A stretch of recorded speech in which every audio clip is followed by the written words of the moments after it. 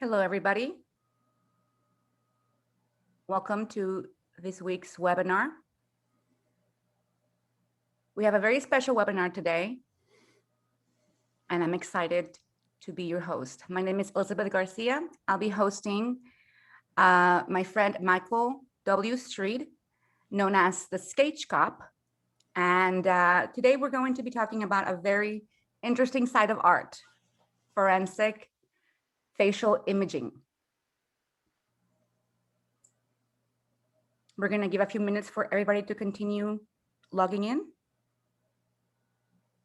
Michael Streed is a retired police surgeon and award-winning, internationally recognized forensic facial imaging expert. He's based out of Los Angeles, and he's both an analog and digital artist. Today, he's going to show us a little bit about what it takes to be a digital sketch artist for forensic art, and he's going to walk us through his career and some of the different types of sketches that he works with.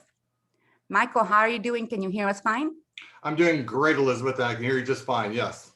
Thank you so much. Go ahead and let's go ahead and kick off the webinar. Why don't you start off by introducing yourself to us? Tell us a little bit about your career and what you're going to be presenting to us today. Excellent, of course. First of all, I want to welcome all of you from taking time out of your day to attend the webinar here and listen to me talk about my career going from analog artist to becoming one of the world's most experienced forensic artists, and my move to digital. I like to call my move from pencils to pixels. And of course, I want to give a big shout out and thanks to the Wacom team for having me here and hosting this and making sure that we all enjoy a great experience together today. So as Elizabeth explained, my name is Michael W. Streed. Many of you know me on social media as the SketchCop.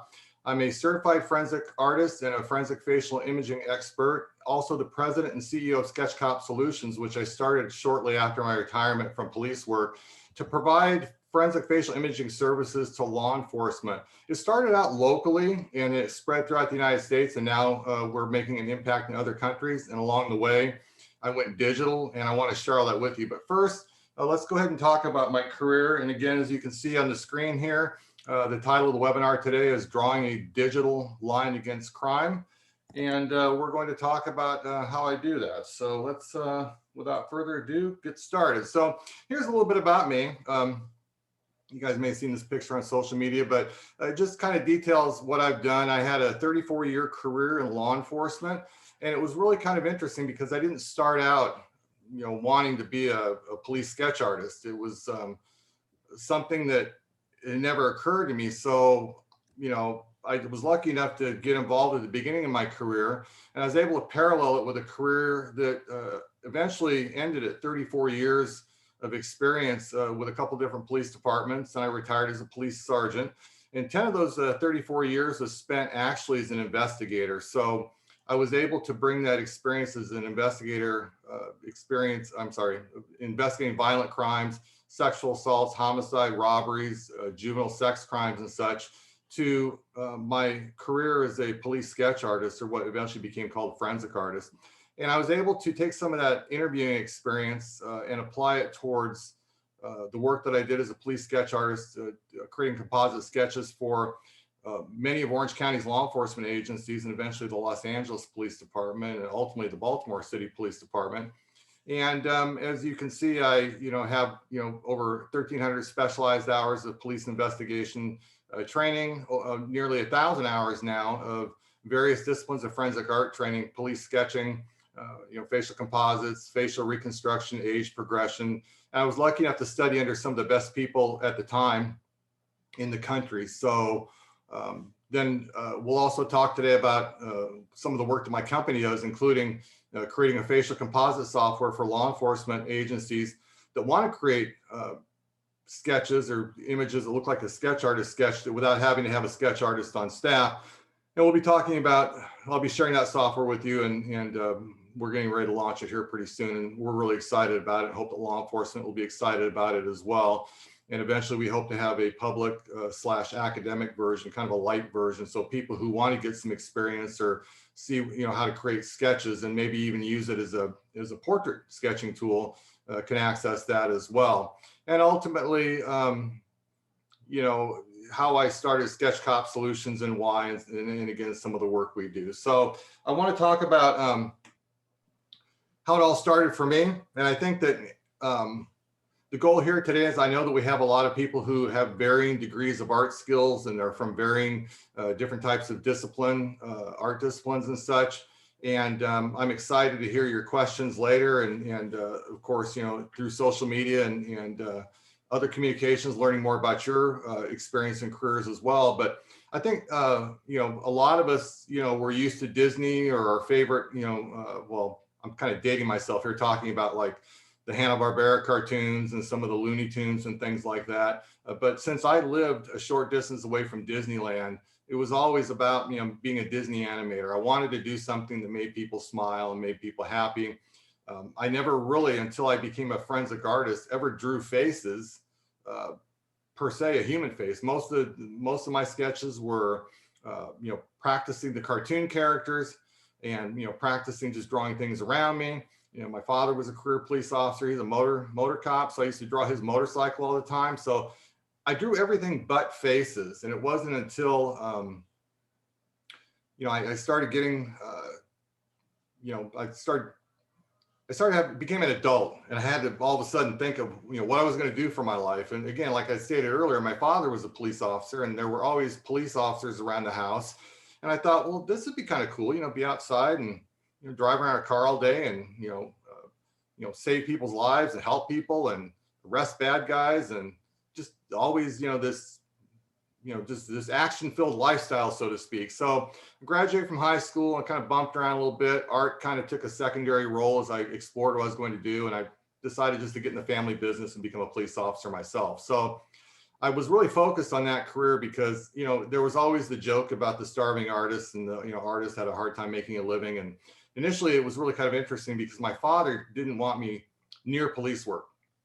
And at one time he said, didn't want to have any artists in the family, you know, you're going to do something serious. And when it came time to do something serious, all of a sudden he said, well, how about if I set you up in your own t-shirt design business? You can design t-shirts and surfwear and things like that. And just forget being a police officer. And I stubbornly resisted, of course, and got in police work. And so I started out, you know, young police officer, roaming the countryside in Santa Barbara County as a deputy sheriff. And again, you know, doing what I, you know, window down, you know, driving fast by the beach, you know, arresting people, bad guys, arresting the right people, making the community safe. And one night I was getting ready for my shift, and there it was, news broadcaster broadcasting a composite sketch. LAPD wanted a sketch. LAPD wanted a robber. They were looking for this robber, and I'm looking at this sketch behind the newscaster, and I was transfixed. I'm like, I was eating dinner. I about dropped my fork. I'm like, that's it. That's how I'm going to merge my desire to draw and still lock up bad guys and be a police officer. So the next day I was on the phone to the Los Angeles Police Department, and whose artist drew the sketch. And I was able to find my way to the sketch artist. His name is Fernando Ponce. And he was famous for a lot of LA's cases, the Night Stalker being the primary one, as well as many other cases. I mean, he at the peak of his career, he was drawing over 300 sketches a year, 300 to 400 sketches a year. And that was back in the heyday when everybody, the first thing they went to was a police sketch artist. And so coincidentally enough, he was actually holding a class within 6 months. I think I contacted him sometime in the summer, and the following January, he's holding a class in Los Angeles. So, but the first thing you had to do to enter the class was he had a picture of an elderly gentleman, and you had to copy the picture, and he would assess your art skills. And mind you, like I said earlier, I never drawn a human face before. You know, if he'd said, hey, draw a Donald Duck to get into the class, draw Mickey Mouse, I'd have been in, no problem. But I had to copy a human face. And so this was, I actually dug this up, actually kept it all these years. And this is the face that I copied to get into his class. And I was lucky enough to be selected for his course. And I was joking with someone, I said, it was similar to these ads that you see that used to be in the TV guide years ago, you know, draw Bambi, you know, draw this animal, get an art scholarship, you know, go to art school. And so his entry to get into the class was a similar type of exercise. So eventually I received a letter that changed everything for me. I was accepted into his class, and I'm thankful that I was, because after the class I took, it was a week-long course in how to sketch, facial anatomy, how to talk to people. I think it was more, thinking back, it was more art-centric than it was interviewing eyewitness-centric, which I've learned a lot since then in terms of the impact the eyewitness has in terms of the drawing and such. But I was immersed in it. I mean, as soon as I left that class, I wanted to get right to work, and I wanted to start drawing sketches. And you know, I just looked at it this way. I got to do something I loved to do, which was draw. And it was another tool that I could use to catch more bad guys and make the community safer. And I eventually, when I became a detective, I was able to, you know, work on my own cases and such. But I kept this letter as a reminder, and it was really great because after the course, I would go up to the Los Angeles Police Department and I would spend time with him. And he was pretty much ahead of his time for police sketch artists who were, you know, primarily drawing in black and white. He would use a technique where he used colored oil pastels and such. He was quick. He had formal art training through the Otis Art Institute. He was a trained portrait artist. And so he was quick. He was quick to draw because, as we'll discuss later in the webinar today, about how, you know, how much little time you really have with an eyewitness to get a creditable sketch, so to speak. But he was fast, he was good. He had a loose painterly style. And I just loved spending hours with him, just like, you know, picking his brain, you know, finding out how to get better at what I did. And I was taking all these different classes and, you know, specialty classes in forensic art. And he was chuckling one day, and I said, "What are you laughing about?" He said, "You need to quit taking those drawing classes." He said, "This is what is really going to help you." And he scrawled something on his personal stationery and he slid it over across his desk to me. And it had the simple message: hard work. That's it. He said, "You keep drawing and keep working hard, you're going to be successful." And I think that's true in every vocation. It doesn't matter if it's forensic art or whatever art you're pursuing out there. And you know, the one thing about being a forensic artist is, you know, you're an artist by title only, because really when you're talking to eyewitnesses, the way memory works and such, and all the events and all the contributions to degrading memory and altering how people remember people, places, and things, you're oftentimes going to get a drawing that, well, how did I say this, less than human looking. I was doing a sketch the other day, and the eyewitness kept having me move up the mouth up to the, like, just below the nose. And I kept saying, "Okay, is that enough?" "Nope, more," to where the upper lip was almost resting on the bottom of the nose. Now, anyone who's had formal art training, the canons of proportion and typical proportion, you'd want to just place the mouth in an average position, so to speak. But you can't do that. You have to draw what they see. And, you know, when I used to take a lot of ribbing over some of the sketches I used to put out, I said, "Look, I only draw them as I see them." So you don't get a lot of creativity in this until you start doing maybe some of the facial reconstructions or age progressions, which I'll share with you some of the ones I've done later, where you get to start making assessments about a probable lifestyle or a probable appearance based upon anecdotal information received or scientific information you receive from somebody. But you know, again, there are others of you out there who are involved in endeavors that involve, you know, a lot of artistic training and being able to apply that. I get to apply some of it. And I'm largely a self-taught artist. I have taken some college classes in anatomy drawing, life drawing, some online courses in anatomy and such.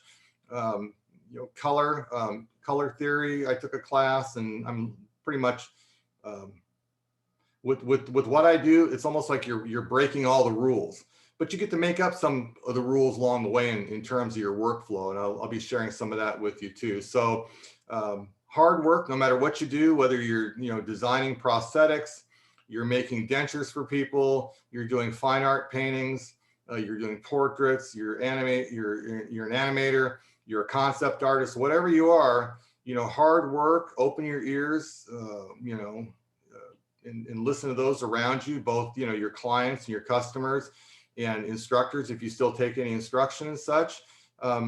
and you'll be successful. And Thank you, Michael, for the intro. Thank you for walking us through what led you to become a SketchCop. I asked you yesterday, do aspiring forensic artists, do they need to be in law enforcement? Do they need to have a law enforcement background? A lot of people watching us today come from an arts background and maybe wondering the same thing. Does one need to be in law enforcement to be a sketch artist, a forensic artist? no, no, it helps if you're in law enforcement, any position in law enforcement. You don't necessarily have to be a police officer. There's some forensic artists out there now who work for police departments, who are secretaries, dispatchers, evidence technicians, crime scene investigators. But some of the better ones I've known, some of the best ones I've known were non-police people who started out as freelancers, and they either remain freelancers on call to the police departments, or they were eventually, the department eventually created a position for them. So don't think that you have to be a police employee. You could be a volunteer in a department's volunteer program. There's just lots of ways you can do it without becoming a police officer. Thank you, Michael. We do have people from all over the world here watching us. We have people from Istanbul, from Italy, from Mexico City, from Romania. Is this industry, is this line of work popular everywhere? Obviously, there's crime everywhere, but are forensic artists used in law enforcement around the world? They are, and I'm so glad you asked that question, because in the United States, there's been a little bit of a lull in the actions, I would say. They still use police sketches, but not as much as they used to. In countries like India, they use them all the time. They want more sketch artists there in India because the police use them so much. But I've had contact with people in Turkey, South America, Philippines and such. I mean, you name it in the world. I think the Tokyo Police Department in Japan has a 30-person forensic art unit there. So it is a worldwide phenomenon. And SketchCop Solutions, my company, has been deeply involved in getting into markets and in trying to train sketch artists and communicate with sketch artists from around the world now. Well, thank you. We do have a few volunteer police officers here, and they're glad to be mentioned. Thank you so much. Oh, no problem. Glad to have them all here. So yeah, so that's how I got started, and that was the pretty much the advice that I tell people. It's like, you know, in I think it was the Rock, Dwayne Johnson, said one time that he may not be the most talented person in the room, which I think he's probably being a little humble, but he said, I'll outwork everybody. And so, you know, just take it for what you will. It's been good advice for me. So little plug for Wacom here. Now I have to tell you, my digital journey first started in the 90s, and my first tablet, my first pen tablet was a Wacom Graphire. And you're looking at it right here. I plugged in my laptop, was using one of the early versions of Photoshop, you know, thought I was doing well. And I was experimenting with some facial composite programs and doing a lot of experimenting back then. But I got pulled back into the analog world. My favorite trusty tool became a ebony graphite pencil, soft lead, a sharp point. I learned a lot about pencil control. And I think that's one of the biggest things if you're an analog artist, you like to use the pencil, is if you're going to use it, learn how to control it. You can get some light lights, some rich darks, and I preferred Xerox paper. It had nice tooth to it, and it was my go-to setup. And after I experimented with the Graphire and Photoshop initially, I went back to analog for a number of years. And then when I finally did decide to go digital and jump in totally in 2015, I was using a Cintiq Companion because I was doing a lot of field work. I was going out in the field quite a bit. You know, back then I'd, pack up my bag and head to whatever police station, required me to be there. And it was a great tool because it was a computer and a graphic display, stylus, draw on the screen. It was all in one. So it really reduced the amount of material I had to carry. Now I do everything remotely, pretty much. If a police department still wants me to come on site, I will, but largely I use Zoom like we're using today to share my screen, and also to go, face to face on camera as if we're sitting across a table from one another to create the sketches I create now. So As you can see, I have this enviable collection of Wacom devices. I've got a Wacom 1, I've got the Cintiq, a Wacom 22-inch HD, which has been my workhorse for a number of years. And now I'm working today on a Wacom Cintiq Pro 32. And I have to tell you, I'll admit, I tried other products along the way, other pen tablets, but what I found with the Wacom products, I mean, you get what you can afford. Everyone has their favorite, but one of the reasons why I always came back to Wacom, I'm going to stay, is because I like the ability to be able to use two hands. Like I can use a stylus with one hand and clutch a mouse with the same hand, and I can use my fingers to turn, rotate, and zoom in on the screen and such. Minimal to no parallax with the styluses and such. It's just a great product, and it's one that I use, and it's become my primary crime solving tool, so to speak, here in what I call the Face Factory here at SketchCop Solutions. So you can afford one, get one. Michael, in your line of work, does the canvas size matter? Are you able to sketch better composites the bigger the canvas? Or, I mean, obviously you started with just paper, but yes. Are you always, do you prefer working on a bigger canvas or on a bigger piece of paper? Do you work big? Does that make a difference in sketching for you? Well, there's a couple things. If you're in a studio setting like I am now, then bigger is better for me because it gives me room to kind of spread out, and I can just do those big sweeping arcs with my arm. I don't have to worry about being cramped and such. If you're in a smaller situation where you're going out into the field and you're in a cramped interview room and such, then the Cintiq Companion was great for me. The only problem, I had sometimes was the lighting in the different police interview rooms and such, but you have the tool to take with you and to adapt to your environment. So, right. Pencil and paper works good. And for me now, this Monster Pro 32 works better. So. Well, for those of you watching Michael's setup and thinking, oh my God, at 32, I could never, I guarantee you whatever you can do with a 32, you can handle with a Wacom 1 or even an Intuos Pro. So absolutely, you do not need to have SketchCop super fancy setup. This is years and years and years of investing in his tools. So don't be using it as an excuse to not start your sketches because you need a Cintiq Pro. No, you don't. If you have a laptop that you use, like I mean, take your pick, whatever. I mean, I don't know what the hot brands are now for laptops, but if you have a setup that you got all your stuff loaded onto a computer and you got your Photoshop there and you got all your files and you just don't want to have to change over whatever, then an Intuos tablet is great. You just plug the tablet in, or you get one of the wireless ones and connect, and you can sit back and drop the pen tablet in your lap and draw like you were drawing on a pad of paper. So Elizabeth's right. This is a lot of years of hard working and investment, and to get what's comfortable, what works for me. But don't think that you have to have this to do it. You can start out with the smallest tablet and connect it to a laptop and go for it. And you covered your hardware, but I saw several software there when you were showing it. You also sculpt sometimes, so you use things like ZBrush, but your preferred sketching software is Corel. Is that correct? It is. I use Corel Painter typically for doing my sketches and such. There's a lot of freeware out there. I've tried, Artweaver, Krita. I use Sketchbook Pro from Autodesk, but I always go back to Corel Painter. And one of the reasons why I like Painter personally is my ability to customize my user interface and minimalize. And you'll see, because at some point in time, I'm going to share with you my technique I use to do sketches on Corel Painter. And again, it's just what I use. If you want to use something else to do this, like a lot of the analog artists, you'll see composite sketches drawn in pencil. You'll see some do in charcoal. You'll see in color pastels and watercolors and such. Whatever it is, you use the media that you're comfortable using.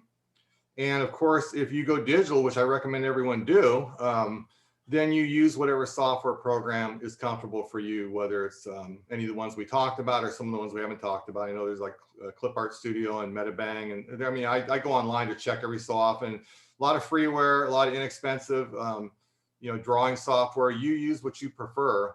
At the end of the day, you know, just you have to be comfortable. Right. So anything goes. He recommends and loves Corel. I love Clip Studio. Whatever you love, chances are you're going to be able to sketch with it. Now, we have someone here who's curious if you've tried other brands of tablets, like maybe XP Pen. And if you have, what do you think the main difference is? I will, to be honest and for full disclosure, I've tried XP Pen, I've tried Veek, and I think there was one other one, Ace Pen. Mm-hmm. And I found that the build quality wasn't quite there. They're catching up, but the biggest thing is that you don't have the touch screen capabilities like with Wacom. I'm really big into the touch screen, and I haven't checked the other competitors. I mean, I tried them, didn't prefer them, I should say. I'm not going to say I didn't like them, because every brand has their fans, so to speak. But with Wacom, it was the quality of the stylus and the touch screen capability. And you know, XP Pen, you know, they've got the dials and all the express buttons and such, and you can set the dials up to be able to rotate your screen and to be able to zoom in and out. But I like just being able to touch the screen and just do it like right away, whether I have to spin dials and such. So yeah, I have tried a lot of other ones, but I'm home now. Thank you, SketchCop. Yes, there's a lot of options out there. I will say we do make a superior pen, and we are pioneers in digital pen technology. So that's the main difference. We are the original. All right, guys, we do have some questions here. I'm going to be reading them, but I'm going to let SketchCop continue with his presentation because he prepared a few more slides. So go ahead and continue, Michael, but I will be jumping in with some questions from the Q&A. They're asking about your classes and if you offer certifications online. Well, we do have, I would encourage everyone to go to our teaching website, www.sketchcopacademy.com. And there they can sign up for our newsletter. We do have some micro classes that are available there. And we are busy transforming and migrating and preparing, I guess is the best term, for a new version of SketchCop Academy right on our website, sketchcop.com. And there we'll be holding longer classes, anywhere from 3 days to a week online. And we hope to be able to get the courses acknowledged and certified by the International Association of Identification, who actually does offer a forensic art certification, and have those hours count towards people's certifications and such. Now, whether we'll have our own SketchCop certification, we've certainly talked about it, but I encourage everyone to sign up for the newsletter at sketchcopacademy.com. And we put out a monthly newsletter, and that's where we announce our classes, our new products, and pretty much everything SketchCop in general. Thank you, guys. Please head over to sketchcop.com, online academy. I just shared the link on the chat for you guys. And we're also live streaming on Facebook. So if Facebook viewers have questions for SketchCop, my colleague Shireen is out there reading you guys. So send over your questions and I'll make sure that SketchCop gets them. Thank you. So going through this and continuing, this is one of the first sketches I ever did once I got out of this sketch course, and I started working right away. And again, I had the anatomy down and some of the proportions such, but the skill was raw, and I knew I needed to learn more, but I was busy, you know, again, finding the classes wherever I could go, and wherever I traveled to Canada to learn and eventually teach the RCMP, the Royal Canadian Mounted Police. I ended up in Montreal working for a facial composite software company. Eventually, I went to the FBI Academy and learned there, the National Center for Missing and Exploited Children, the University of Oklahoma. Wherever there's a specialty class, I went. Eventually, I actually, a couple of years ago, went to Ghana to actually teach, to give a week-long lecture series and teaching to their forensics science department at the University of Cape Coast. It was quite a transformational experience in terms of traveling outside the United States and talking to forensic science students and seeing how the police do work in another country and such. And every opportunity I get to engage, it's just amazing. So this is the great thing about the sketching and learning. This is the 6B pencil sketch mid-career as I was getting better with the pencil. And ultimately, when I went digital, this is one of my first digital drawings. To keeping practicing, working hard, like my mentor shared with me, work hard or hard work, he said. And eventually just being able to, apply some of the software and the digital drawing and such to drawing, developing my own, digital drawing style, so to speak, and coming up with this cast of characters. Because as a sketch artist, as a police sketch artist, I'm nothing more than really, and when I say nothing more, that's not degrading anybody or even what I do, but I view myself, I guess is a better term, as nothing more than, they're going with nothing more, but I'm a concept artist. I'm taking a description from somebody of an evil character, of a horrible character, someone who's done something bad. And I have to use those words to create this character. It used to be on paper, now it's digitally on screen. And so as such, they're not going to be, finished, beautiful portrait style drawings. And I think that's what happens with people who get involved in this. They get a lot of art training. They're really proud of their work. And it really, really bothers people that they can't finish a drawing. They can't make it really polished looking. They can't take hours to do it because, for one, the more polish that goes on the drawing, the more of you goes in the drawing versus what the eyewitness said. The more you get disturbed about the lack of anatomy in terms of the principled anatomy, the more it's going to drive you crazy. So you have to kind of check your ego at the door. And the real art in this whole business of being a police sketch artist is the art of communication, the art of being able to talk to people, because this is kind of like having a conversation with somebody is the way I look at it. I'm drawing while I'm talking. So you're having this conversation with somebody who's really frightened, who's really scared to be there, scared to recount this, but you're able to make them feel comfortable. And you have to kind of, again, let all that you have to kind of check your ego or, how well your drawing is going to turn out the door, because at that point in time, it's all about them, not about me as an artist. I tell people, I said, look, I know what my skills are. I know what I can do. If I wanted to draw pretty pictures, I'd be down the boardwalk drawing people's portraits, tourist portraits and stuff.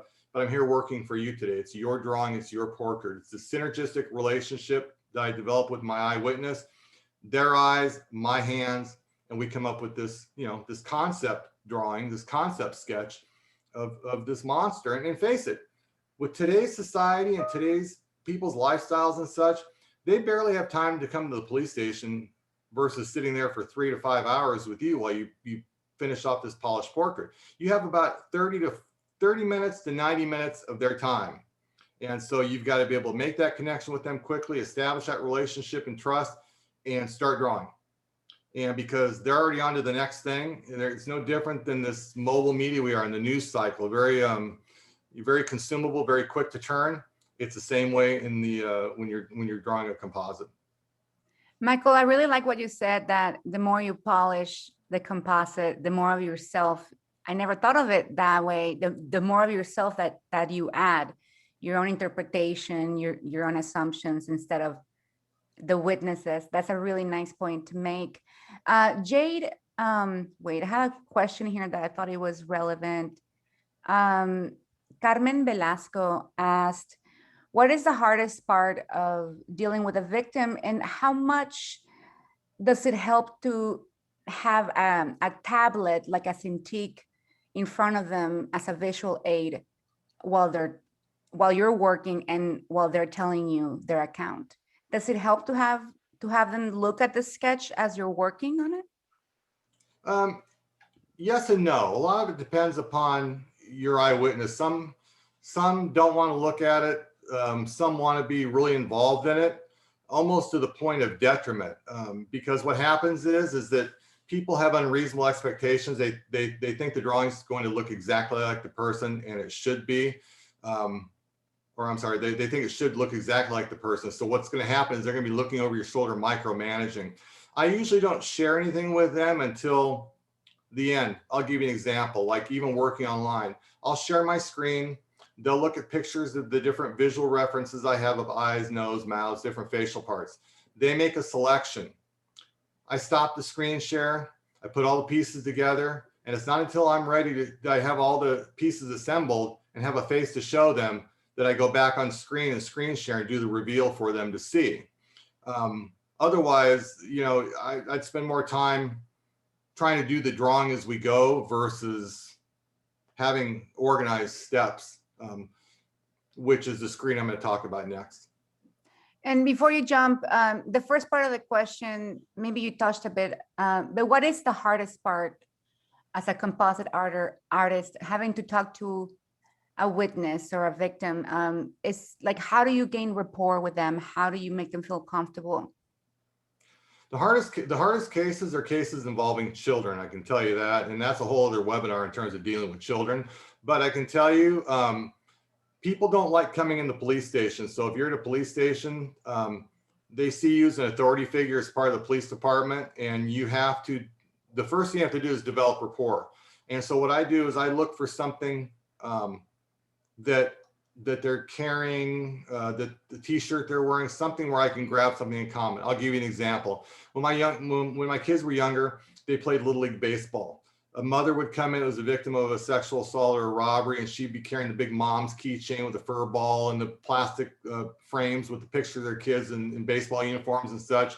And I'd look and say, oh, I see your kids play Little League? Oh yeah. Yeah, so did mine. I used to coach their team a couple years ago. I said, you know, then I started talking about bringing snacks in the snack bar and the whole Little League life and thing. And you could just see the air go out of these people where all of a sudden they started relaxing. Or somebody wearing like a rock and roll t-shirt, like a Metallica t-shirt. And I'd say, hey, you got the death metal album or the Master Puppets album, for example, you know, and they, oh yeah, you listen to Metallica? Yeah, I love Master Puppets and, you know, King of Nothing and this, and you start talking, and next thing you know, so you have to like assess people really quick and try to catch something in common, even in conversation. And once you do, you got them. Thank you, Michael. I'll let you continue, and I'm sorry for all the. Oh, no, that's no problem. They're great questions. Keep them coming. So, relative to somebody like looking over my shoulder and sitting next to me at the Cintiq while, you know, I'm doing the sketch, I developed what I call the SketchCop solution, which is 5 steps to an effective composite sketch. And it's 5 steps when creating. And the first part is gathering information, you know, talking to the police detective. If you're allowed to see the police report, any information you can gather about what happened to the victim / eyewitness to be able to get the interview started. And then of course, the second part is the build, which is where, you know, people are picking out facial parts from the facial catalog, or if they're looking at the SketchCop software on your computer and picking out the pieces and such. And then once you build it and you share that with them, then it's time for them to edit, which is basically maybe they'll say the eyes need to be closer together, the nose a little bit longer. Then after that comes the refinement stage. I'm sorry, the refinement stage. And that's where you do all the final, the little painting and the art part and shading and really giving those taking a flat appearance, a drawing that appears to be flat and giving it some dimensionality through doing some shadows and highlights, again, based upon the eyewitness's direction. And then of course, the last part is the finishing up the drawing, getting the final approval, you know, giving it to detectives, thanking them for doing a great job and making sure they stay engaged in the investigation process. So again, you can see there's an art component to it. There's a communication component to it. There's an investigative component to it. So there's like a whole lot of things going on at one time that you have to be able to manage. And some people, they love the art part of it, but they're just not good with people, and they know that they're not a people person, and they say, well, then what can I do? I mean, how can I contribute? You can do facial reconstruction. Skulls don't talk back. You can do age progressions of missing children, missing adults, wanted fugitives. You could do court, demonstrative evidence, courtroom diagrams and courtroom displays and things like that. There's just lots of things that forensic artists can do besides just drawing the police composite sketches.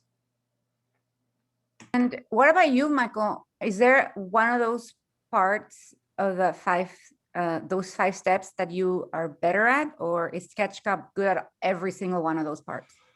Well, I think that I'm a better police sketch artist overall because I have, I like people, love people, and I believe I have above average communication skills.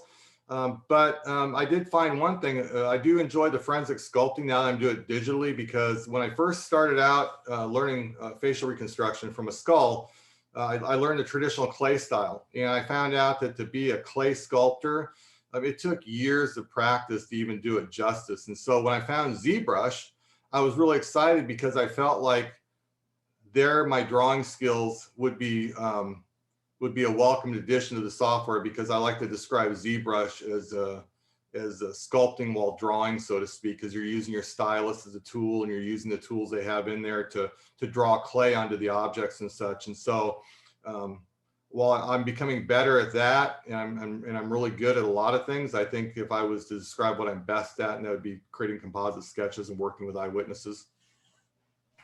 Awesome. Look what are we looking at. This is an awesome sketch. Can you tell us what are we looking at? You're looking at a sketch of an alleged rapist, and he committed a sexual assault in the city of Baltimore, and he went into a neighboring jurisdiction where they found some DNA, and they actually they were able to identify him from the DNA, and the agency that arrested him not only took a frontal shot, but they also took a profile mug shot. And so again, I prefer to draw the sketches frontally, like a mug shot, like they're posing for a portrait. But sometimes the eyewitness doesn't see them, but from 3/4 view or profile view, and you have to draw the way they saw them. So I drew a profile view, and the gal was right on, and of course DNA saved the day. Awesome. What Eric Mertz wants to know, what role does facial recognition and surveillance play in cop sketching? Well, since most video cameras are set at an angle and the lighting is such that it really takes poor quality video, you don't get, video cameras are good for, in most cases, for recording crimes that occur in terms of creating context. They're not always good for facial recognition because the face is oftentimes blurry. But there are some bank cameras that are at eye level that take very clear, great pictures. And as a matter of fact, SketchCop Solutions just signed on to represent a facial recognition software product for law enforcement agencies. And I'm really excited about it because I think there's a great future in facial recognition. But what I use the videos for in my work as a sketch artist is I try to take the video still and put it in Photoshop and mess with the brightness contrast to draw some details out of the face. And then I sit down with the eyewitness and I have them help fill in the blanks in terms of how that video helps them as a visual aid. So the results are mixed on facial recognition, but I try to exploit the videos however I can to create the best composites I can, because on their own, the video surveillance doesn't do really a whole lot in terms of facial identification. Not that I'm an expert, Michael, but I have watched a lot of shows, as you know.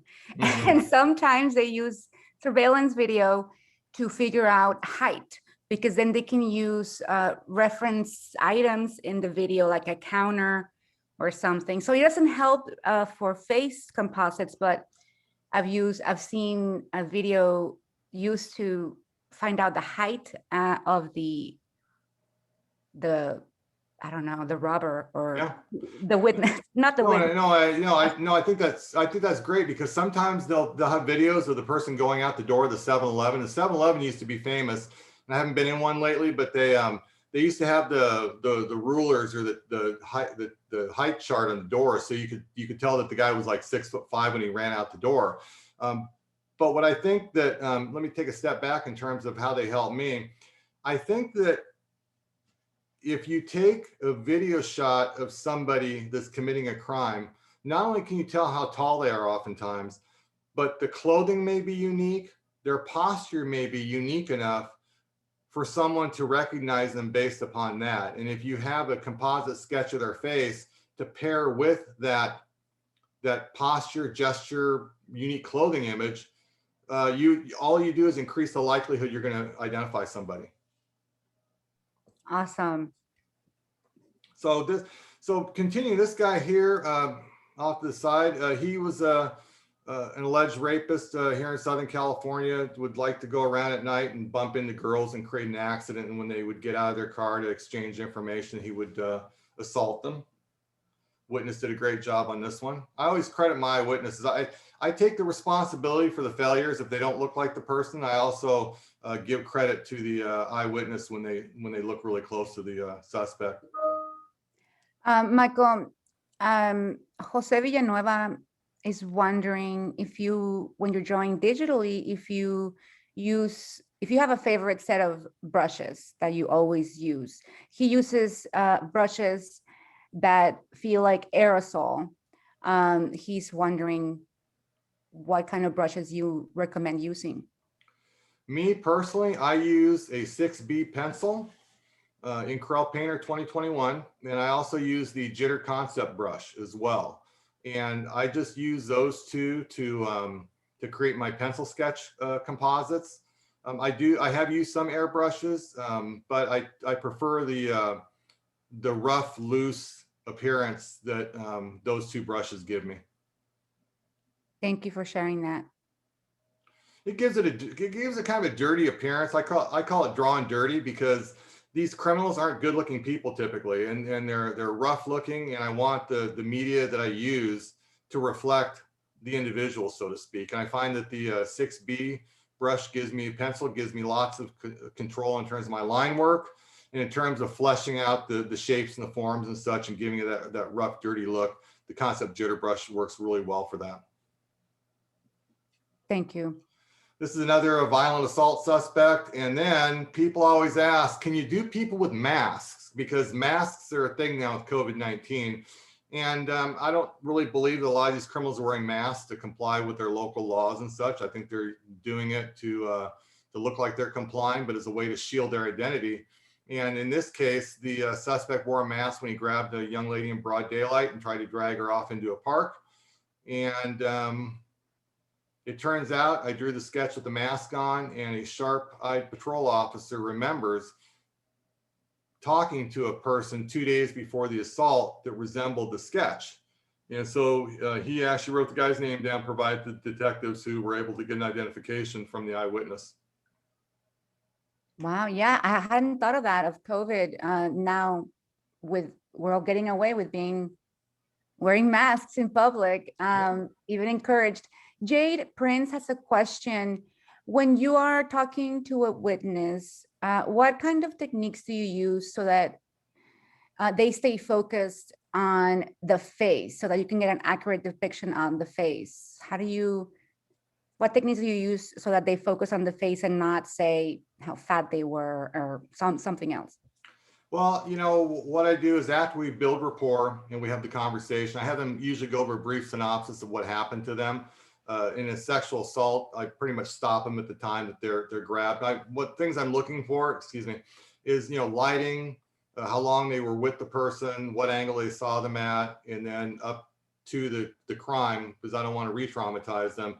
I stop and I start, asking them to describe the face as fully as they can. And I take mental notes, and I'm able to show them. I have a facial identification catalog, a book of facial parts, so to speak, that I walk them through. And sometimes I'll ask them, does a person resemble somebody, like someone well-known, someone famous? Like I had a shooting victim one time said that the person who shot them looked like Snoop Dogg. So I brought a picture of Snoop Dogg in the wrapper. And by the time we got done, it didn't look anything like Snoop Dogg, but it was a conversation starter. And once I start drawing the face and have them go through the book, I intersperse, relaxing conversation in that, because again, I found a way over the years to mix the official part of what I do into the unofficial part of what I do, which is like conversation to keep them relaxed. And we could be talking about something related to the case at one moment, and I interlace something that has nothing to do with it, just to kind of keep them relaxed and calm as we kind of just build this space piece by piece. Awesome. Thank you, Michael. That's where the art of communication comes in. That people say, oh, it's all about the drawing, and the drawing's secondary to the ability for you to communicate with them. A lot of psychology involved. Definitely, for sure. Now, so people think that, that the life of a sketch artist, a police sketch artist, that we stand there at the easel or we sit there and draw in a room, just placidly drawing, relaxed and such. And it's anything but that, as you'll see here. I've drawn in what's considered to be high crime neighborhoods, in houses that weren't in neighborhoods that weren't necessarily safe to go into, with lots of distractions. I've actually gone to crime scenes so soon after you can still smell the gunpowder in the air to draw sketches, and any place in between, 7-Elevens, back storerooms of companies, corporate offices. I mean, typically you try to draw the sketch in a quiet, distraction-free environment, which is typically the police station or a private office somewhere where you can control your environment and minimize the distractions. But sometimes if the person's like they're hospitalized and they can't come down, or they're at work, or they can't leave the crime scene, you have to go there. And that's where the Cintiq Companion was handy for me, is to go out in the field and have that valuable digital tool to take with me. But it's not as quiet and nice and calm and placid as people think.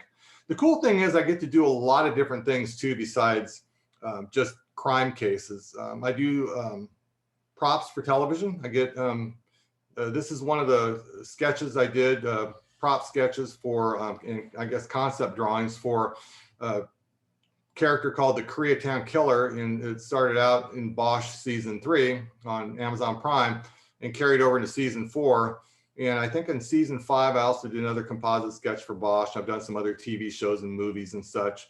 So that's always fun. I also age progress historical figures as well. I've done age progression and age regression drawings and photo imagery of past presidents and things like that. So it's not always about crime. I'm lucky enough to be able to mix it up a little bit.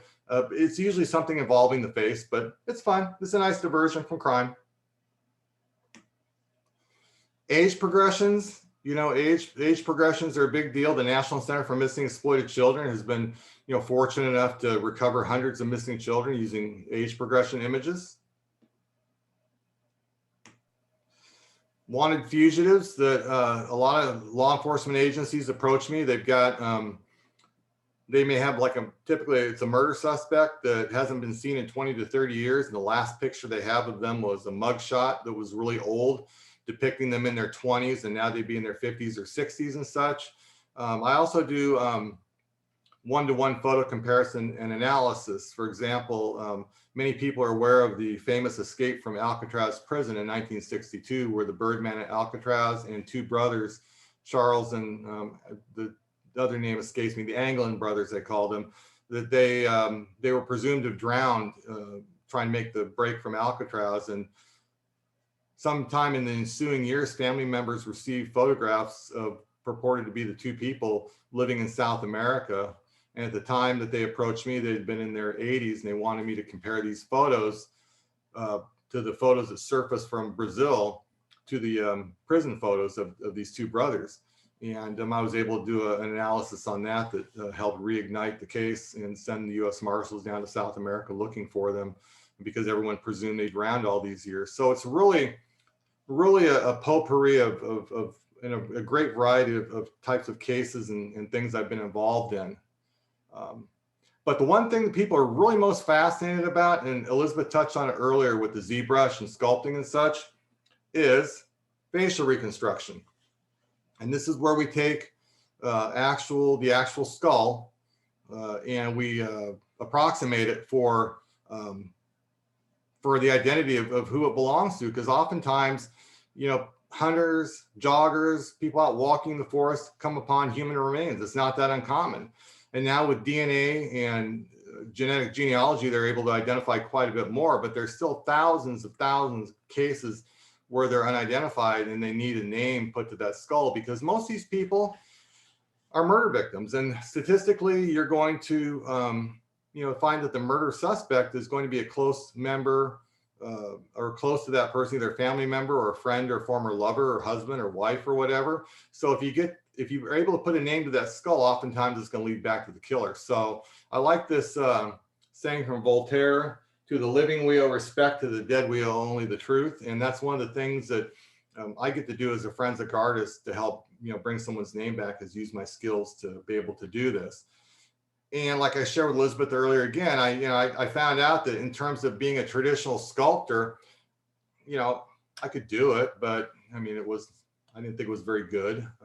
Again, I wanted to move my career along, and I wanted to do something that was more in line with my skills. So, there's a three-dimensional method of facial reconstruction, and there's a two-dimensional method, which is basically you get information from your anthropologist, your odontologist, in terms of race, sex, probable build, any other facial anomalies, and you put tissue depth markers on the skull to mark the different facial landmarks where the muscles, and to determine the muscles and the tissue depth.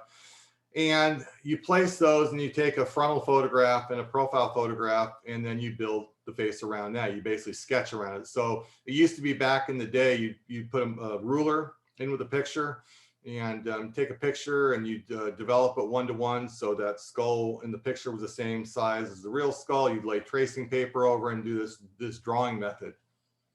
Now with digital, you still have the ruler in there, and you go into Photoshop, and you process that photo 1-to-1, and now you can use the Photoshop layers tool to draw over it, to place the eyes, to sketch any anomalies, and then do a sketch over that. So that's what you're seeing here on screen. And the nice thing is if you want to add a mustache or a different hairstyle and such, you can do so just by adding another indestructible layer in Photoshop, whereas before you'd have to lay acetate and create a drawing in acetate. It was a much longer, more arduous process than it is now. Digital is really digital art, whether it's forensic art or any of the art that a lot of you are involved in. It really opened up this whole wide world, because now all of a sudden you were able to extend your art skills and do things you otherwise wouldn't be able to do with other media. You didn't have to carry a whole bag full of stuff. You had 200 different tools and thousands of colors at your disposal in one stylus. And it's been great. And I've enjoyed employing it in my forensic art career. Now, Michael, let me ask you something. Are all forensic artists able to do facial reconstruction? Like, I know you're specialized in, all of it, but say our aspiring forensic artists, do they need to learn how to sculpt, or is just being a good sketcher enough to go into forensic sketching? I think if you want to just stick with being a police sketch artist to do facial composites, I think having strong drawing skills certainly helps, and your knowledge of anatomy is going to help in other areas. And I think that it's like anything else. I started out with specialized training to do composite sketches, and then I went and pursued specialized training to learn about skulls and skull reconstruction.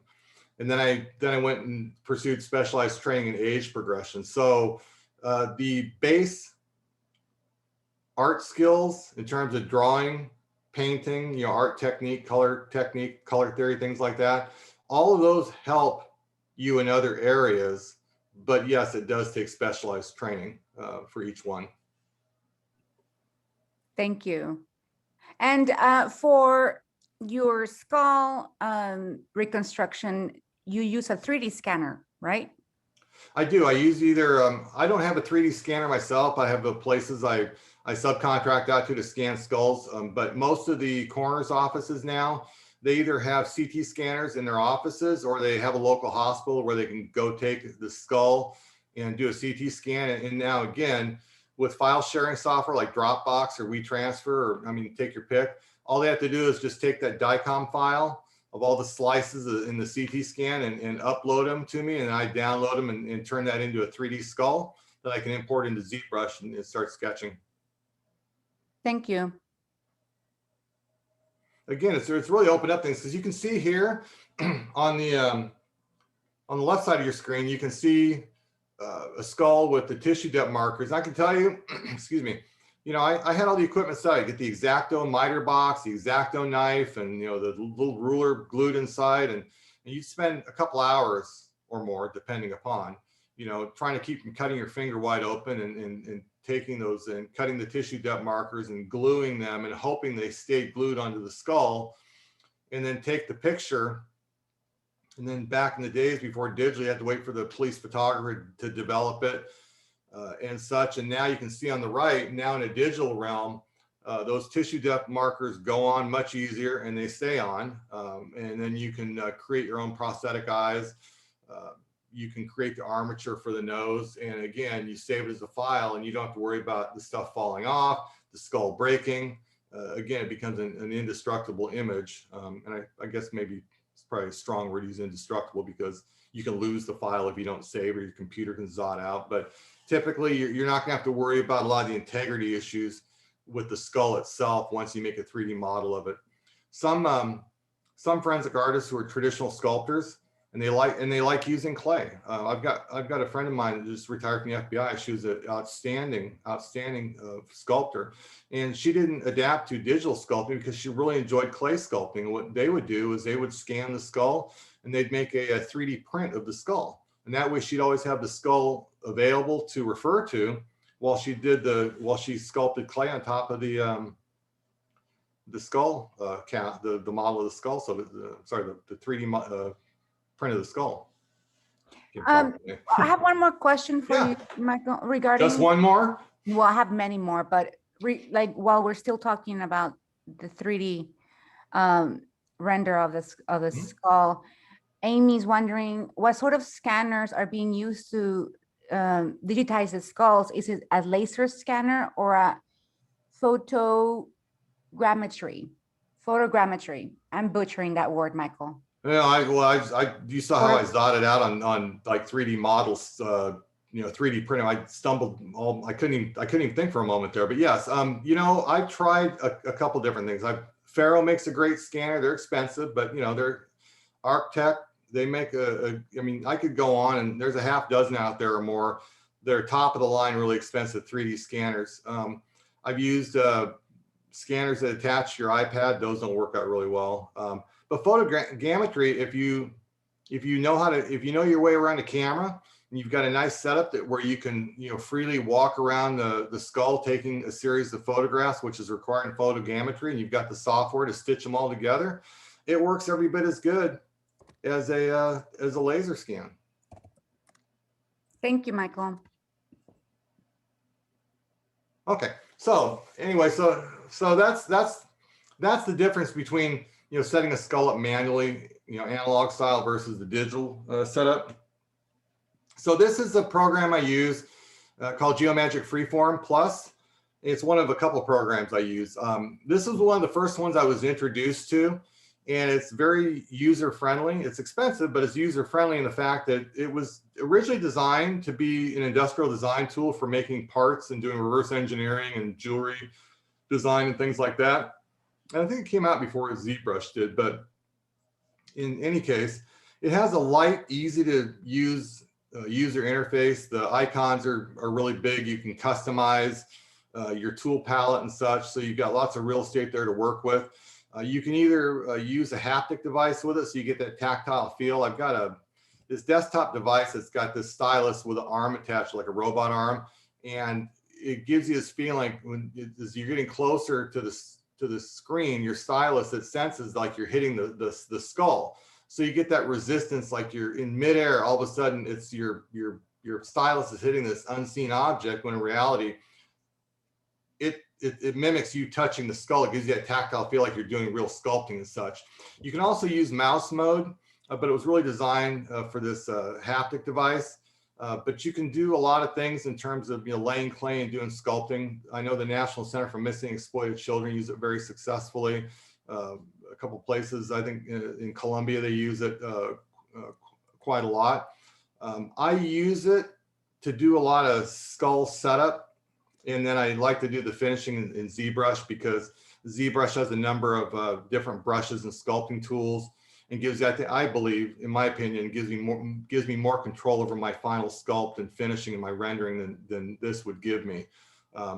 This has a lot of good things, but I'm learning how to use ZBrush more, as well as a program called Cinema 4D, which is now where I'm actually doing my setup, and where I do my tissue depth markers and set my eyeballs and things like that, and set the nose armature, and then I import it into ZBrush. But I still go back and use this. This still has its uses and functions and such.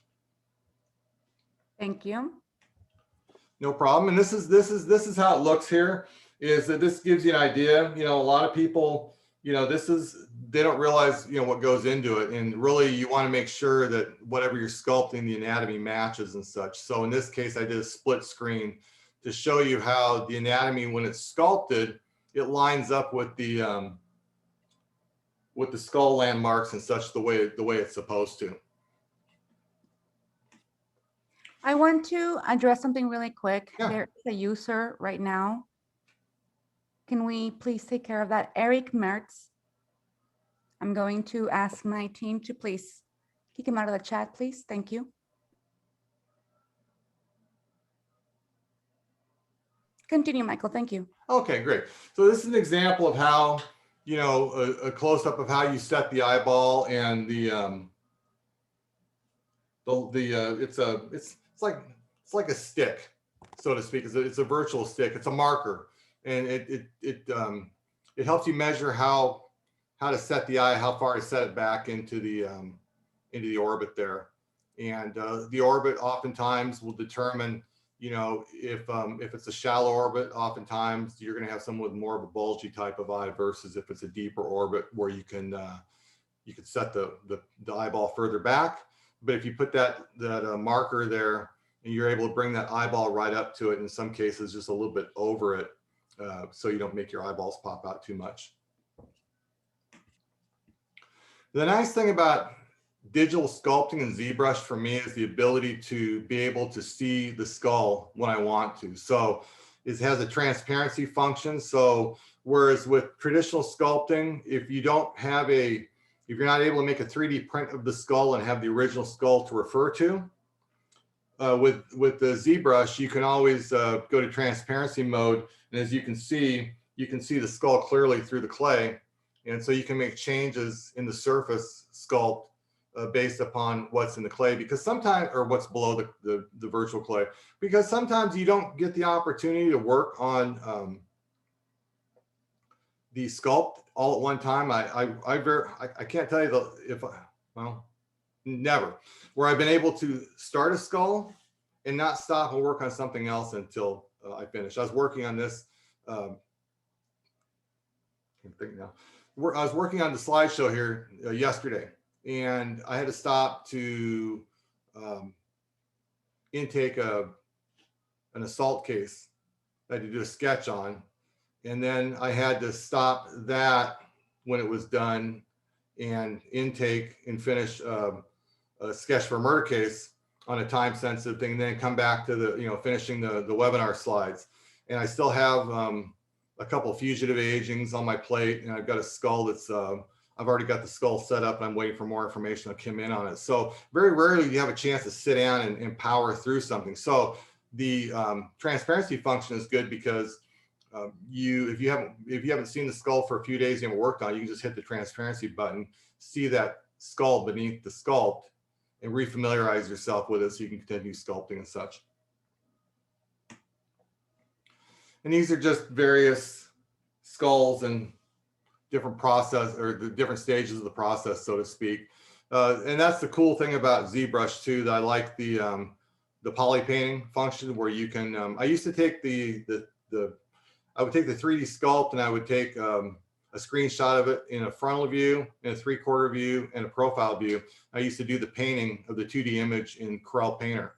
And when I learned how to poly paint, then I was able just to go ahead and spray the sculpt and do some other painting on it. And so I could make my 2D prints, and I didn't have to go back and repaint them in Corel Painter. Maybe I could do some touch up in Photoshop and such of the 2D image, but largely most of the painting was done in a 3D environment. So that's always really nice. So I don't leave them monochromatic. Like, some people, this is the theory, is that if you leave it monochromatic, then you're not going to be wrong on skin tone colors, or you're not going to lead a potential eyewitness or someone who may know the identity of the person astray.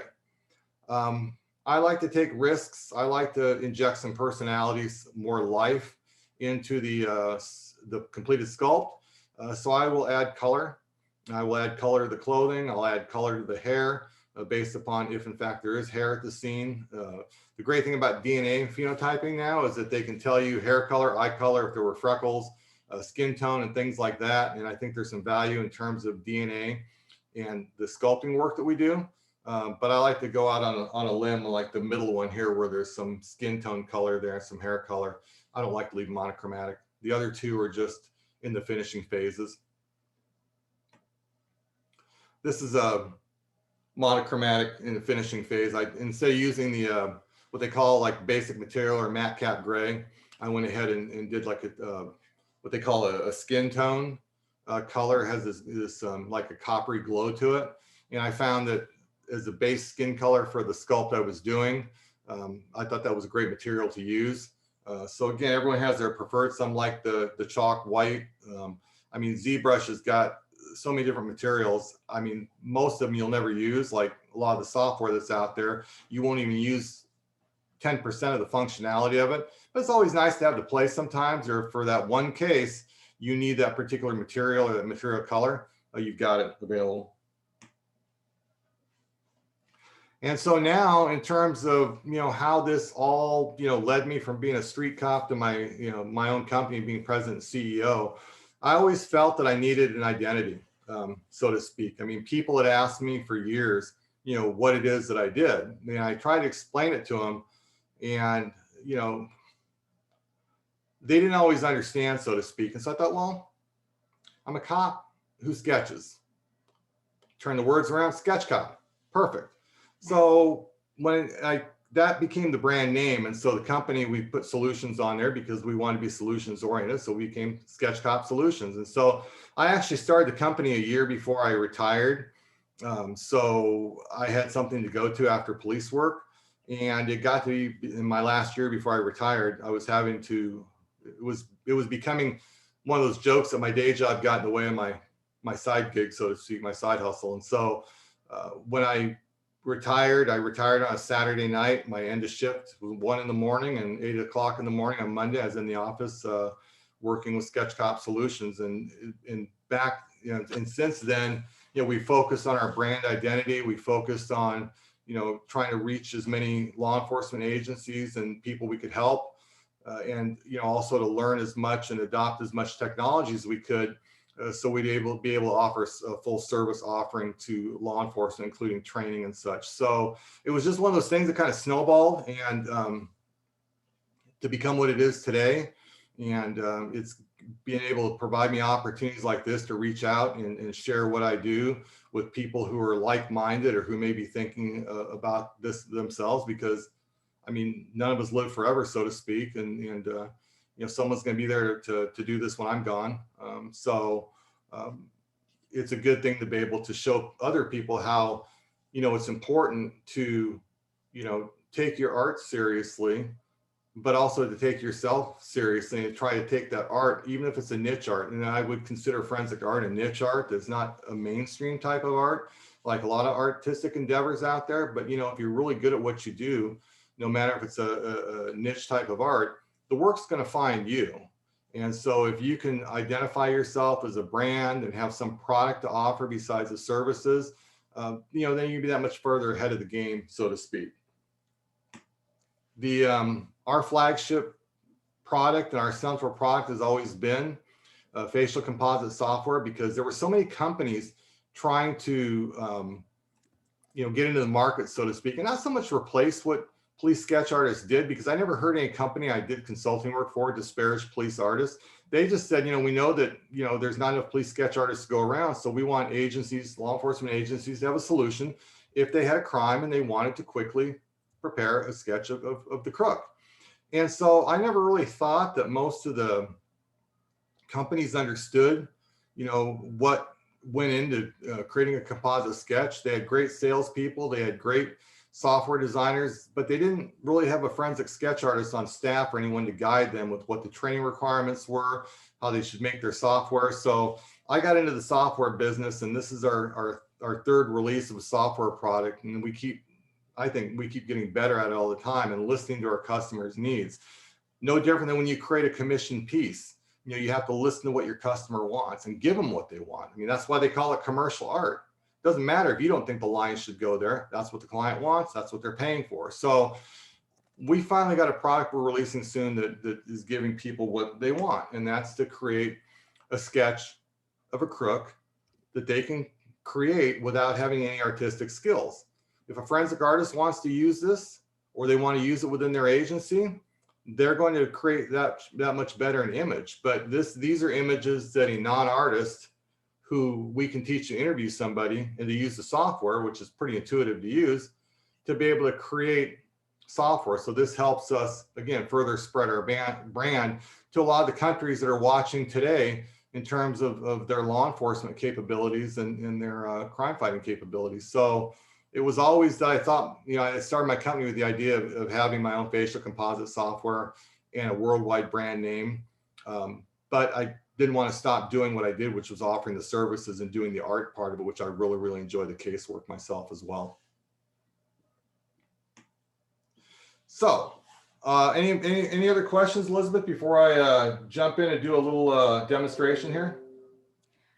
We do have a few questions, but I'm eager to start seeing you work. So why don't you do that, and I'll be asking questions as you draw. I'm sure you can speak and draw. You're a sketch cop.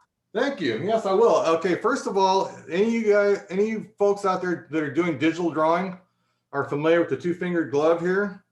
I always try to use this because it helps protect your screen. It helps keep the oil from your hands off the screen. And on the screen I'm using, the glass is so smooth, sometimes it feels like I'm sliding across ice. So what you're seeing here is Photoshop.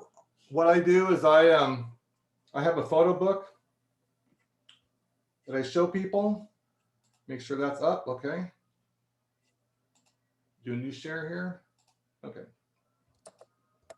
So when I'm interviewing somebody as an eyewitness to a crime, we have a book of photographic references that divide the face into different categories and subcategories. And so after I interview somebody and they tell me the person had oval head, squinty eyes, large nose, full lips, I go to those pages that give examples of those types of faces and such. And they're only displayed in feature form. They're not divided by race or age. They have a variety of different races and ages and things in the book.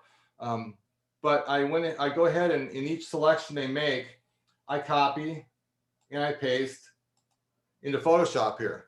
And the idea is, see the gesture? That's one of the things I love about the Wacom products, are just gesture.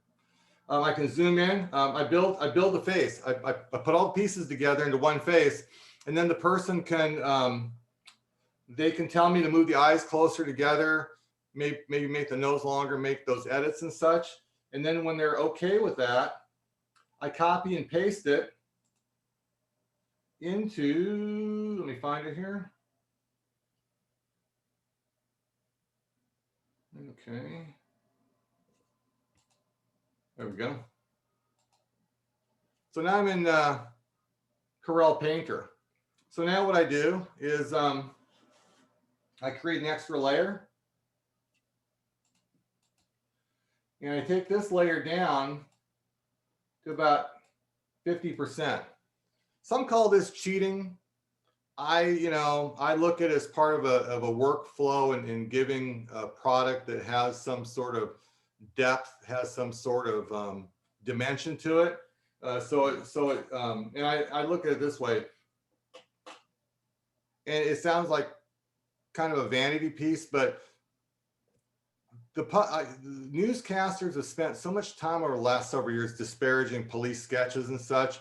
I want something that is going to help catch the criminal by making people notice it for what a great job the eyewitness did and how I was able to use my art skills to be able to make it jump off the screen so they looked at it in a good way instead of spending time disparaging it. So A little bit of vanity, but hey, you know, we all take, as artists, we all take pride in our work. So like I said earlier, I use two brushes, the 6B and the Concept Art Jitter Smooth. And so what I do is I start with the 6B and I just trace around the image.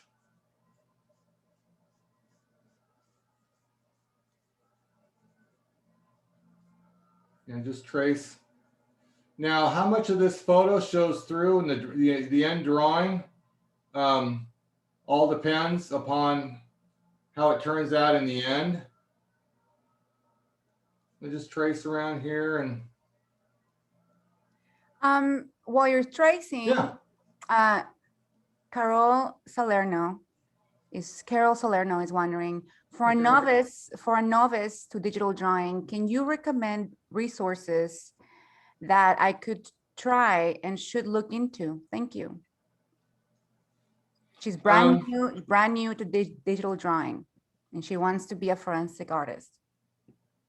I think that taking, if you're into digital, taking pictures and doing what I'm doing, where you put them into a program and you create a layer and draw over them, helps that muscle memory in terms of facial anatomy and how different faces are structured.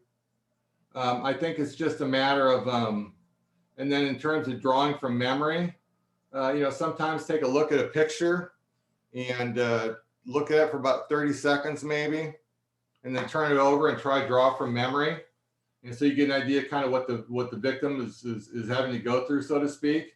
And I mean, I could tell you to take portraiture classes. Portraiture classes certainly help because you can apply those principles to digital drawing. But it's like anything else, it's going to be practice, practice, practice. And these are things you can do at home that you don't even need to take a class for. And there's lots of YouTube videos. There's lots of information online. You can watch all that as well. We have a lot of wonderful webinars like this one focused on illustration for beginners as well. So check out the Wacom YouTube channel. We have over 100 webinars of all levels. So it's a lot of free resources online. There's a lot out there. Andres de Moya is wondering, with advancements in technology, do you see a character creator software like that of video games ever be used to identify a felon? Perhaps if you have a, if they allow you the option of creating customized avatars where you can not only, you know, create the full body and the clothing and such, but also have control over the facial features, I could see where that would be helpful. Awesome. Let me see. Una Matzker, what part of your career as a police sketch artist were you not prepared for at all? I don't necessarily like going to morgues and standing over smelly dead bodies. I don't like having to do, be involved in cases where children are the victims. Those are really hard. I bet. We have someone here, anonymous question. You've given a lot of credit to witnesses' observational skills and attention to detail. How has the unreliability of witness recall impacted your approach? That is, are there any methods you can use to reduce the impact of that on the resulting sketch and to avoid influencing the witness memory? Sure. The thing with eyewitness memory is that it's contaminated as soon as the crime occurs. Because, you know, if you could lock somebody in a closet until you get the sketch artist there, there's still going to be some sort of transference and some sort of pollution of the memory. So what I try to do is I try to interview people by themselves so they don't have any undue influence. Like, for example, if a woman comes in and she brings her husband in, the husband, they just can't be quiet. They're just, well, honey, you told me a mustache. You told me this. It's like, dude, just be quiet and let her talk, you know? So I usually just do a one-on-one. So there's no outside influence. I also, if there's a language barrier, or even if they speak English really well, but it's not their primary language, I get a translator if I can get one. And then this photo book I show, even though it has 1,000 photos, like they tell people, just look through this mug book, you know. I try to minimize the amount of photos I show people to keep them from being unduly influenced. I try to keep the photos references down to a minimum, keep the distractions, the reminders, the input from other people. Outside of that, it's really hard to protect eyewitness memory contamination. Usually most of the wrongful convictions don't come from the sketches themselves. They come from actual police, you know, photo lineups and in-person lineups. It's the other part of the process that leads to that, not so much the sketch artist, but you know, we do have a responsibility to protect eyewitness memory, and we do that in the way I just described. Wonderful. Lacey Walker wondering, to start in the forensic art industry, what besides taking classes that you suggested can get my foot in the door? So besides taking classes, how do you actually get a job as a forensic sketcher? Well, hi, Lacey. How you doing? You know, the best way to do it, and the thing is that the full-time forensic art jobs have gone down greatly over the last 2 years, especially with police budget cuts and such. A lot of the full-time forensic art jobs are being either farmed out, or they're being contracted out to companies like mine, or freelancers are stepping in and contracting on a per diem basis. So if you can find a full-time sketch artist job, it's one of those jobs you hang on to, because it's like the holy grail of you know, forensic art jobs that people, you know, want to get.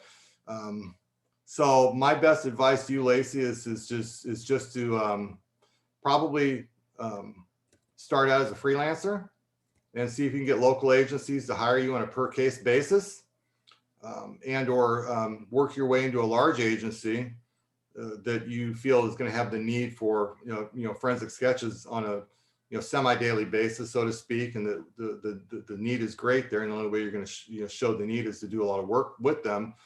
That was the way Lois Gibson started out in Houston, Texas. You know, she started out doing you know, work for the Houston Police Department detectives, and they had like I think it was, the story goes that they had like a coffee can where they, you know, throw money in to help pay her for her sketches and such, and it eventually led to a full-time gig with them. And I know some agencies used to take me out and buy me lunch to pay me for my work and such, and until the time I felt I was good enough to start charging money and such as a freelancer. So it's going to be a hard gig to break into full-time, but it's not impossible. If you look at agencies like the FBI, the National Center for Missing, the Center for Missing Exploited Children, every so often has a job come up. So, you know, register like on gov.com and places like that, put forensic artist in so you'll be notified. But the other thing is you may have to be willing to go outside your comfort zone, outside your city. I'll give you an example. When I took the job with the Baltimore Police Department in 2011 as their first ever full-time sketch artist, I left my family in Southern California while I took the job in Baltimore. I lived on site in Baltimore for 3 years and flew home to California every few weeks to spend a couple of days with my family before I flew back. And sometimes if you want a job like that, you have to be willing to make the sacrifice. So right now I see the FBI as being the only big agency, maybe NYPD. Chicago PD doesn't have an artist. I know Portland PD used to have a full-time artist years ago. You just have to kind of do a lot of searching. I bet. Thank you for that. We have a really peculiar question from Facebook. What if, Michael, what if the witness says, the suspect looks like you? What if he starts to describe you, and as you're drawing, you see yourself in your own sketch? What do you do? Call a lawyer. I would have a tendency to think that maybe the person was making it up, because especially if I was sure I didn't do it. Sometimes when people make false reports, they'll describe somebody that they know, like a roommate or a friend, a family member. They may even describe the police sketch artist. It's not uncommon for people who are making up crimes to describe the police sketch artist. I actually had a person who shot themselves wearing a vest, make up this shooting story and he described his roommate to me, who happened to be my beat partner. And I walked out of the sketch and said, hey, this looks like Officer so-and-so. I mean, it's his roommate, he's my beat partner. And they hit the guy up and broke his story down, found out he made a false report. Well, there you have it. I thought it was a funny Facebook comment, but turns out it happens. Has happened. Oh my God.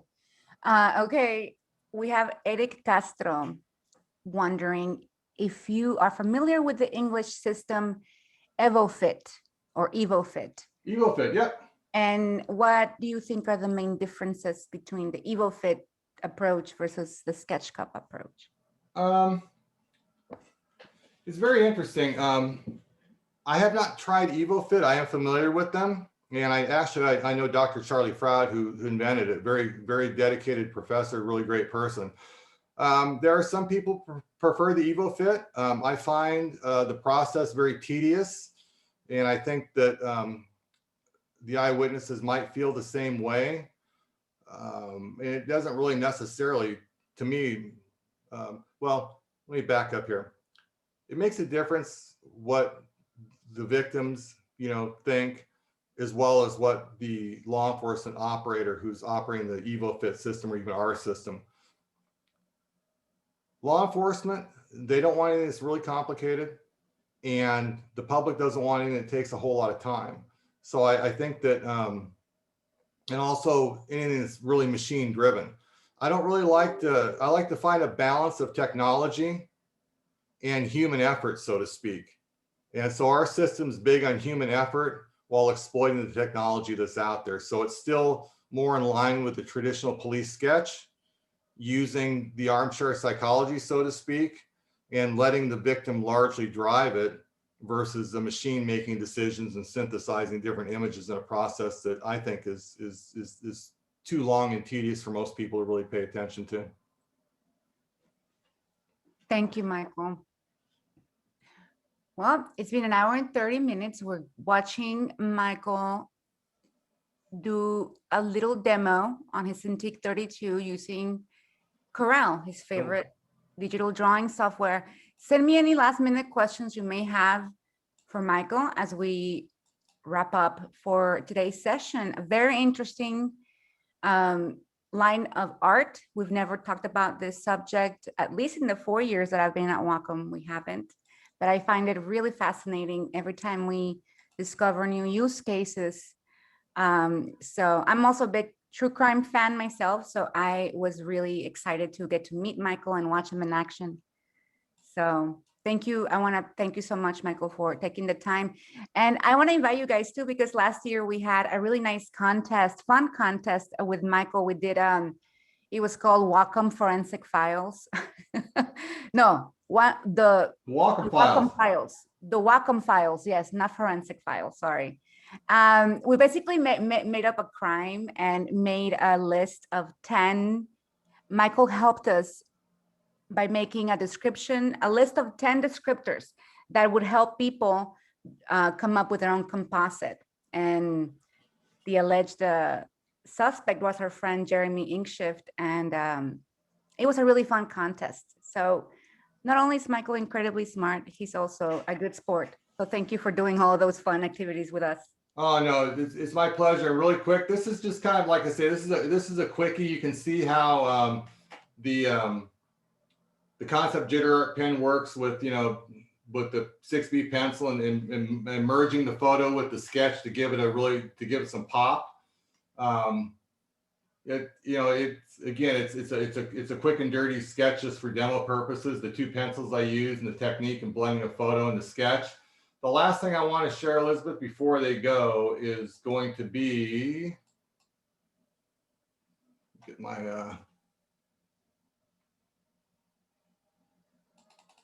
oh my God, no, go over your tips. If you have 10 tips, please give us your 10 tips. You want the 10 tips? Okay, I got time. You want the 10 tips? I got time. Okay, let's go back and do the 10 tips. You prepared them. I want to hear them. Okay, so people in the audience may want to ask, how to become a forensic artist. So here are my 10 helpful tips to become one. So The best opportunity, like we talked about earlier, is to be employed by a law enforcement agency in any capacity. Doesn't matter if you're chief of police, secretary, janitor, as long as you are within that agency, you're going to have access to the detectives. You're an employee, a known quantity. They're more than likely to trust you with their cases, especially if you exhibit some interest and show them your portfolio. You've got some skills. Awesome.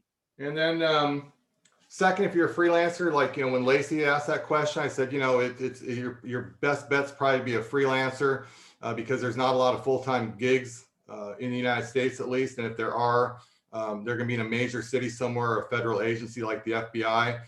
So if you're a freelancer, try to establish those relationships with your local detectives, either through a police department volunteer program. You've got a friend of mine was a dispatcher, and another friend of mine had a friend that she knew that was a detective, and she was able to get in the door, have her friend access. So if you have any cop friends, so to speak, any police friends or detectives especially, say, hey, who does your sketches, or do you have any sketch art? So they say no.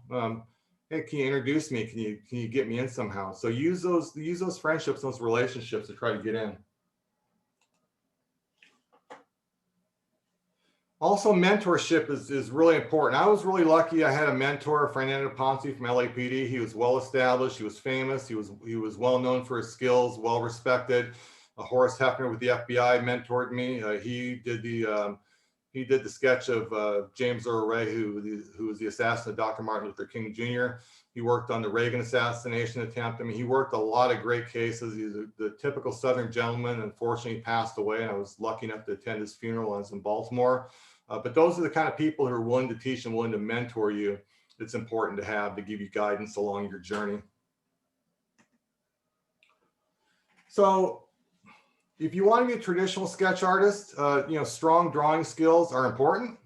They're not a must-have. I mean, you can develop your skills along the way. Like I said, there's been really poorly drawn sketches, I think, that have helped ID somebody, and really polished sketches that helped ID somebody. So as long as you've got some rudimentary skills, and again, what's good art is very subjective. Who's a good artist? Who's the best artist? Who, is all subjective. It's, beauty is in the eye of the beholder. So, but if you've got some skills, then exploit those. If you still want to get involved and do sketches for law enforcement agencies and or your own agency, but you can't draw, but you can communicate with people, then a facial composite software like SketchCop would be a good option for you.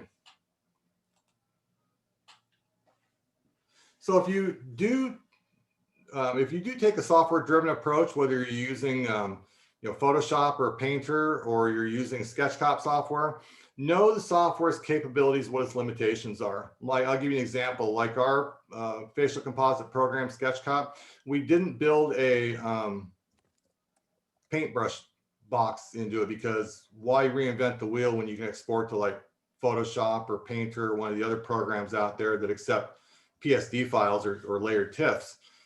Use those tools, exploit and know how to use those tools. So, but we do have a cool skin tone feature that my programmer just sent me a video of this morning. I'm really excited about that, to be able to turn our black and white sketches into color sketches. So now, either way, it doesn't matter. Traditional sketch artist, software-driven artist, you have to have communication skills, good communication skills. You've got to like people. You got to be able to connect with people.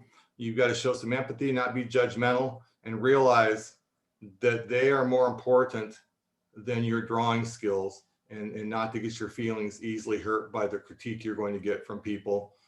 Not people in the peanut gallery, so to speak, who can't draw, that disparage your finished drawing, but the actual eyewitnesses, because they can be brutal sometimes. They get frustrated, they're angry, they don't understand why you're not getting it, and maybe it's them, but you can't blame them. I had a woman one time early in my career, and maybe she was right, I don't know. I mean, she got so frustrated, she took my pencil out of my hand and said, "You can't draw," and started drawing all over the composite herself. And I had to suck it up, because that's what you have to do. So communication skills are key.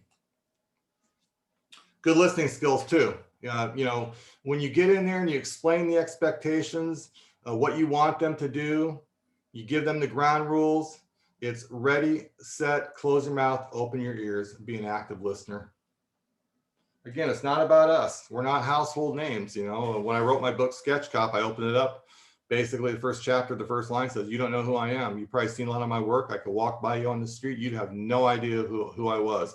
I've done famous serial killer cases. I've done high profile child murder cases, and I get interviewed by the news, and within 24 hours, somebody else is on the front page, and I go back to just being who I am, just a person with some skills trying to make a difference. So it's all about, you know, providing investigative support to your law enforcement agency, providing aid and comfort and a psychological first aid tool for crime victims and eyewitnesses who are traumatized by either what they see or what they've experienced. But do take pride in your work and be proud of and feel good about the contributions you make to society, because you are making a difference. It's you kind of live vicariously through these eyewitnesses and these victims who describe this trauma. And even as horrible as it may sound, you've got to keep your game face on it and not react to it. Cry later, get sick to your stomach later, but in that moment in time, you know, you have to give it your all and understand that, you know, you're doing a good thing for your community and society at large when you take these people off the street. And last but not least, practice, practice, practice. A lot of these sketches you see that I'm putting on social media, I don't put out sketches I do for law enforcement agencies unless they are broadcast in the media or released to the media. Ones that are not, the detectives didn't release them for a reason, and so I don't want to violate that trust by putting my work out there. So unless you see I put a sketch out there with an article attached to it, or, you know, this agency is looking for help finding this person, some of the fictitious characters and the character concepts I'm putting out there are largely out of my own head. It's me practicing every day. So when that phone rings or the email comes in, I'm ready to go. So whether you're drawing sketches, you're doing sculpting, you're creating cartoon characters, a new fashion concept, practice, practice, practice every day. You go to the gym, you eat right, you know, pick up your stylus, pick up your pencil, and just practice. And I think there's a little bit more that, again, I'm going to go ahead and end this with choose your weapon and go out there and create. But first, also, I want to give you a big thanks for attending today. Your time is valuable, and I'm just grateful and respectful of the fact that you guys chose 2 hours and out of your day to listen to me, you know, share my experience with you. And I hope I was able to answer some of your questions and contribute. If not, my email address is michael@sketchcop.com. Write it down.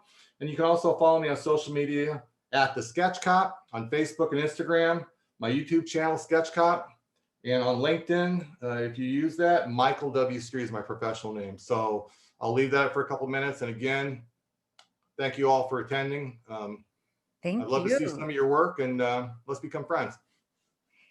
We are sharing all of Michael's information on the chat and on Facebook as well, so that you have it there.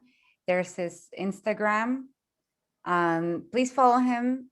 He's always posting really nice tips. He's always sharing his work process. And he's just an incredibly friendly guy who I think you should know. Thank you so much, Michael. You've been such a great host. I think this was a super interesting session. You do such a great job. Your job is very relevant. And it just, thank you for introducing us to a very interesting side of art that not often gets seen. And thank you for letting us know how you use Wacom. We love the ways that you're using our tools to make the world a safer place. That's awesome. Thank you so much. Thank you, Elizabeth. And also thanks to Sharina over on the Facebook Live side, and for Peter for his technical expertise today. And thank you to the whole Wacom team for all the support you've given me. And let's just get out there and sketch, folks. Thank you all for being a wonderful audience. Thank you so much. And this is a wrap. We'll see you next week on another round of Wacom webinars. Thank you, Michael. See you around. Thanks. Take care. Bye. Bye-bye.